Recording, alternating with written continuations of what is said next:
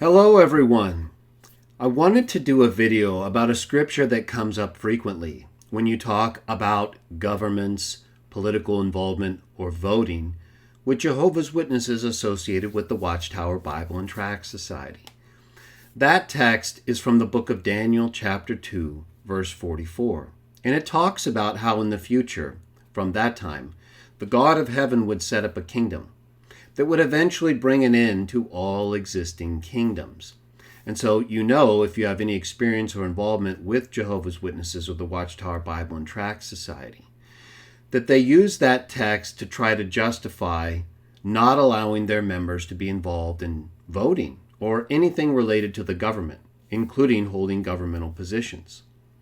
Of course, the text from Daniel 2:44 doesn't say anything about that, and we know that servants of God in the past, like Joseph, held government positions like in Egypt.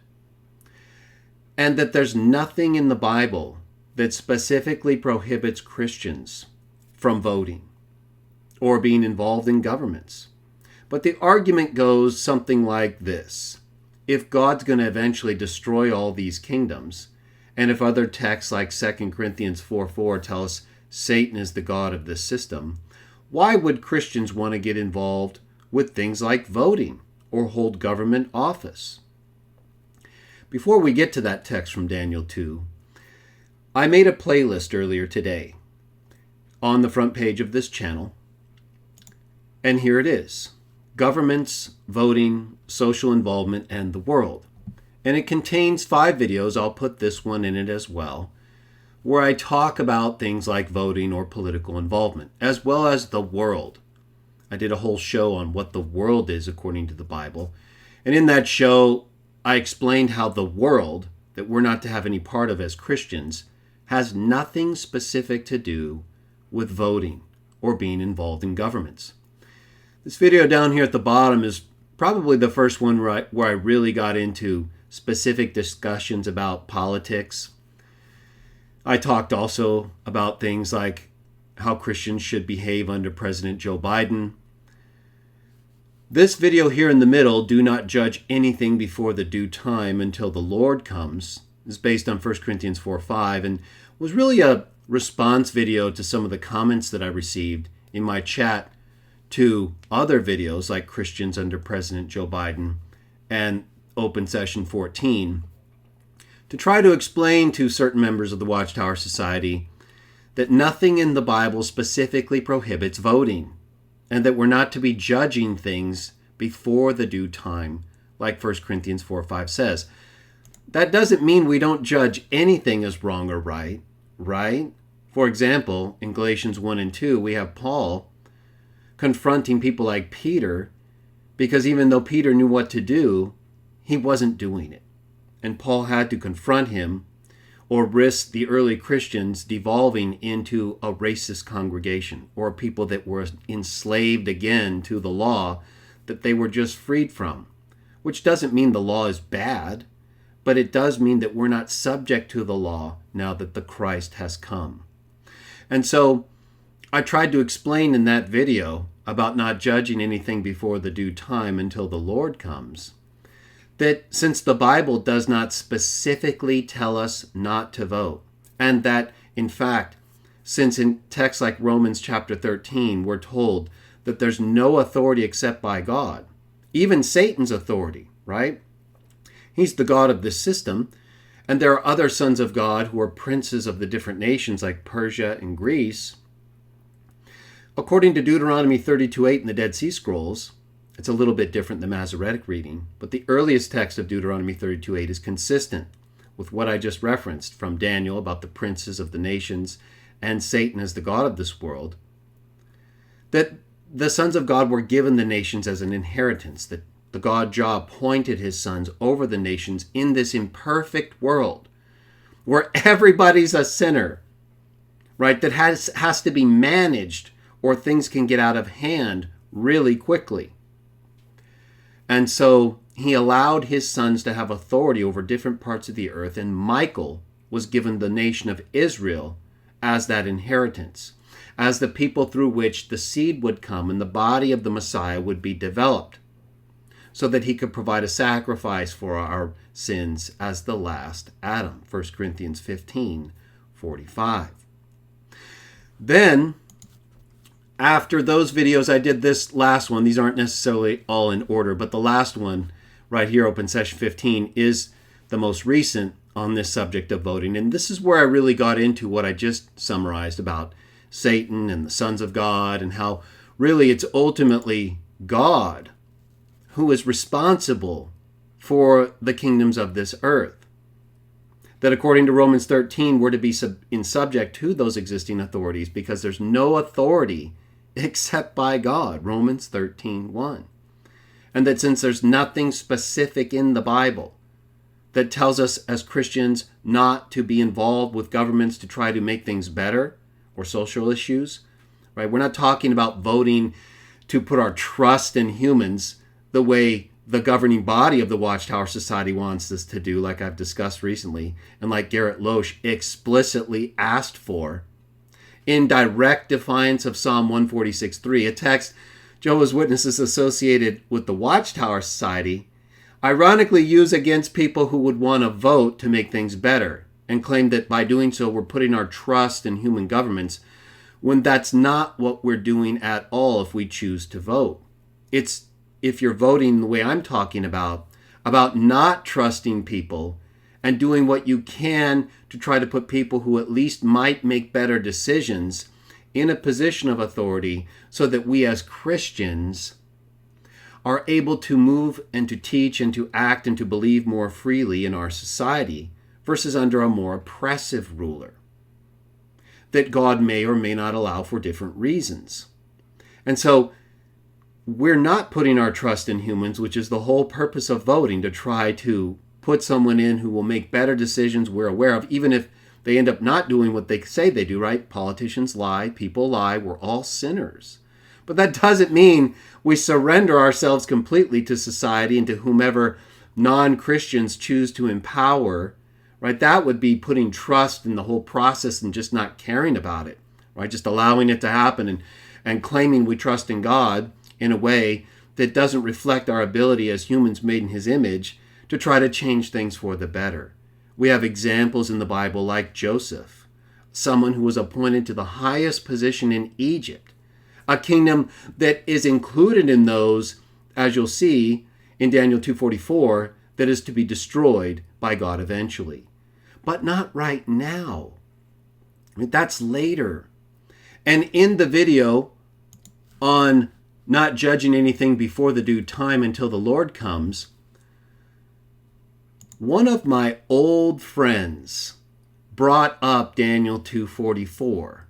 Now, I say old friends because I haven't spoken directly, like over the phone or in person, with this person in over 10 years.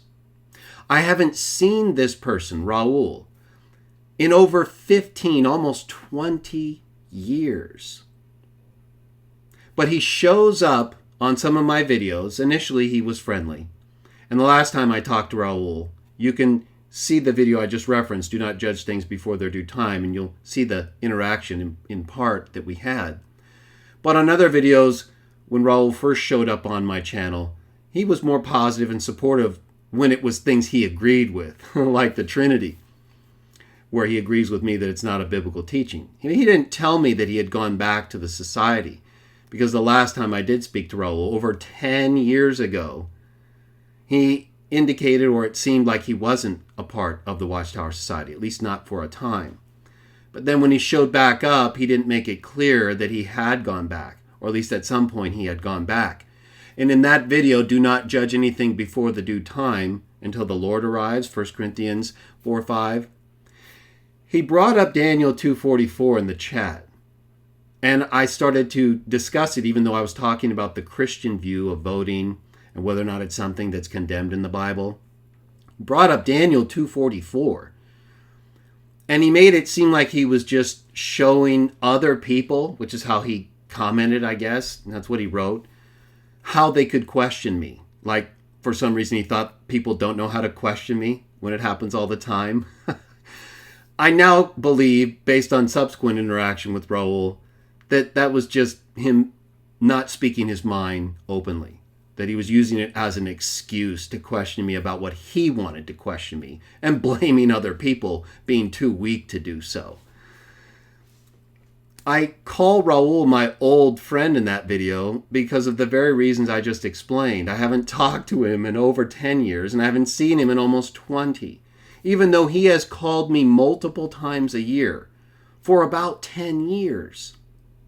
And he knows, as I commented in my last interaction with him on my videos, that I haven't returned one of those calls.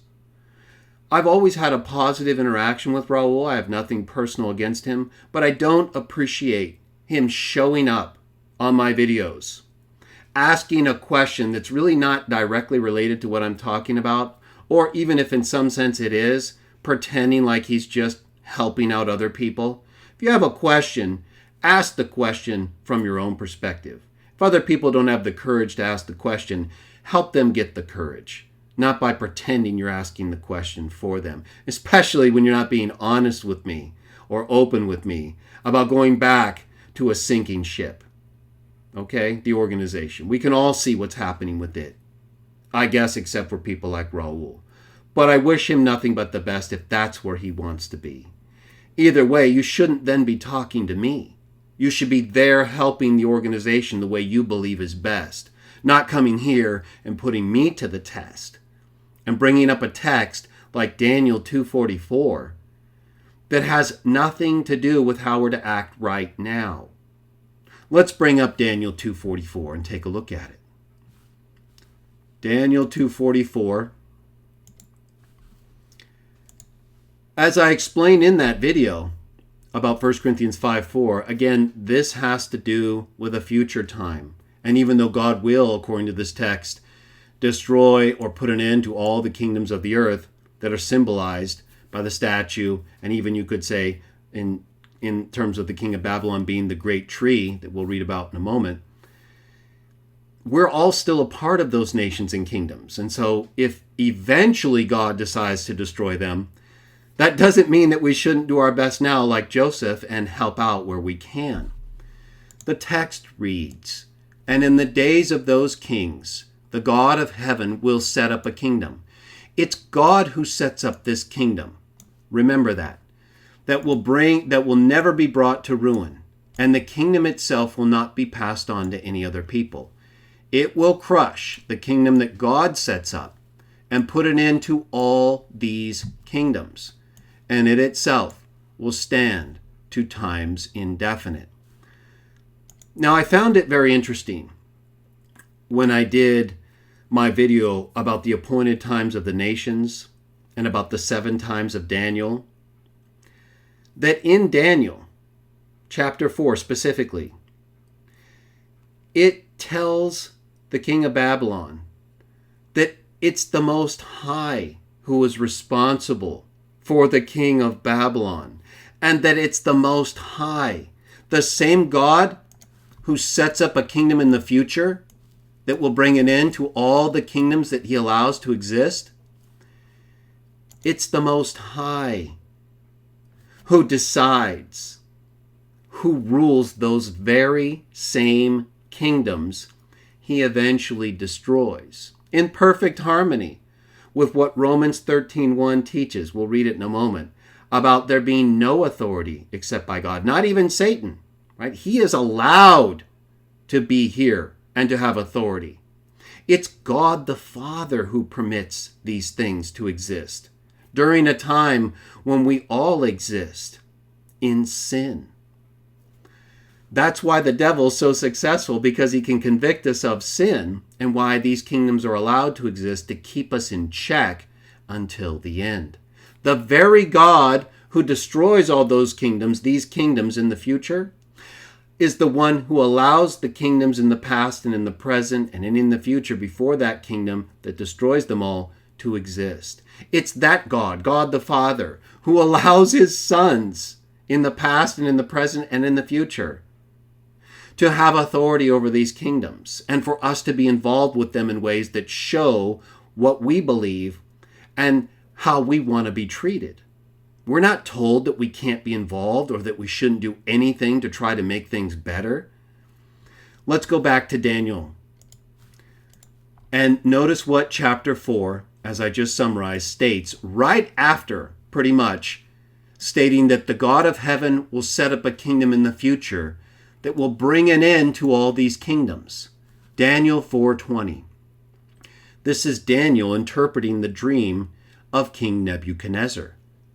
The tree that you beheld, that grew great and became strong, and the height of which finally reached the heavens, and which was visible to all the earth, and the foliage of which was fair, and the fruit of which was abundant, and on which there was food for all, under which the beasts of the field would dwell, and on the boughs of which the birds of the heavens would reside.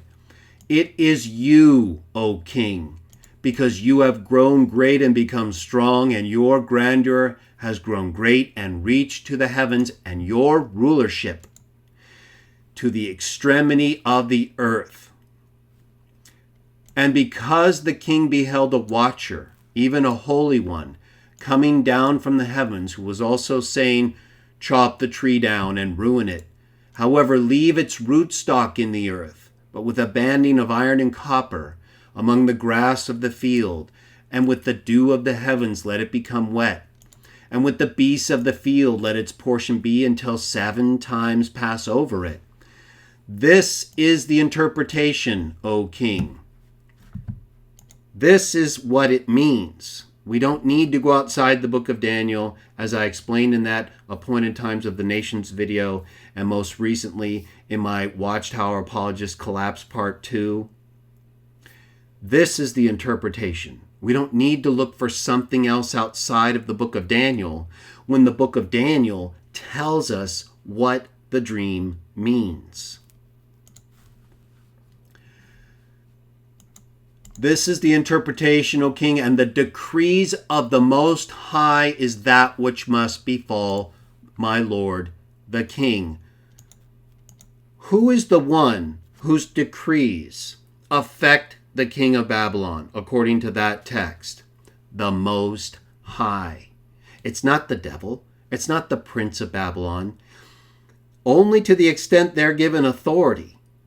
But when the Most High decides to make a change, if he doesn't want a certain ruler in place, that ruler may be allowed to do bad things that the Most High doesn't approve. We're reading about it right here. You they will be driving away from men, and with the beasts of the field your dwelling will come to be, and the vegetation is what they will give even to you to eat, just like bulls. And with the dew of the heavens you yourself will be getting wet, and 7 times themselves will pass over you, until you know that the Most High is the ruler in the kingdoms of mankind.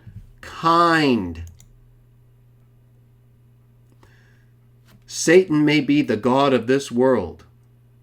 He's not the Most High. He is given authority. He even says that to Jesus in Luke 4 in his temptation with the kingdoms of the earth. It's the Most High who is the ruler of these kingdoms of mankind, and that to the one whom he wants to, he gives it. Can Satan override the Most High? No. I explained that in my Open Session 15 video. We can read that in Romans 13:1 right here. Like I read in that Open Session video, let every soul be in subjection to the superior authorities, for there is no authority except by God.